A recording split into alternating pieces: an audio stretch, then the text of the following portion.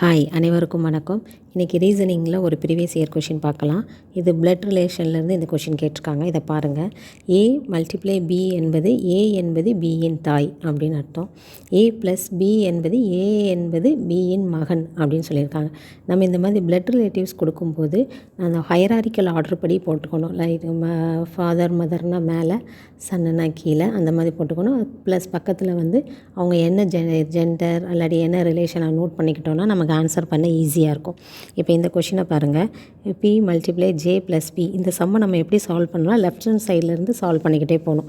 First இருக்க 2 எடுத்துக்கலாம். B multiply J. B multiply ஜேனா என்ன அர்த்தம்? ஃபஸ்ட்டு இருக்கிறவங்க வந்து ரெண்டாவது இருக்கிறவங்களோட தாய். அப்போது இவங்க தான் தாய். ஃபஸ்ட்டு இருக்கிறவங்க ஏ என்பது பியின் தாய். பியோட தாய் தான் ஏ. அப்போ தாயின்னும் போது மேலே வந்துடுவாங்க. இவங்க வந்து இது யாருன்னு தெரியாது, இவங்க மட்டும் தாயின்னு சொல்லிட்டாங்க. ஸோ இவங்க வந்து நம்ம மதர்னு வச்சுக்கலாம். இங்கே எம்ன்றது மதரை டினோட் பண்ணுறேன். உங்களுக்கு கன்வீனியண்ட்டான ஒரு சிம்பிளில் நோட் பண்ணி வச்சுக்கோங்க.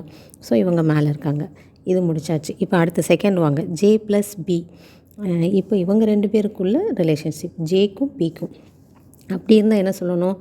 ஏ என்பது பியின் மகன். ஸோ இவங்களோட மகன் தான் ஏ.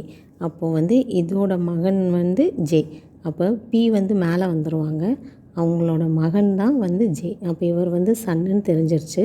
இவங்க மாம்னும் போது அப்போ இது யாராக இருப்பாங்கன்னா ஃபாதராக இருப்பாங்க. இப்போ என்ன கேட்டிருக்காங்க? பி என்பது பியுடன் எப்படி தொடர்புடையதுன்னு கேட்டிருக்காங்க. ஸோ இவங்க 2 பேருக்குள்ள ரிலேஷன்ஷிப்.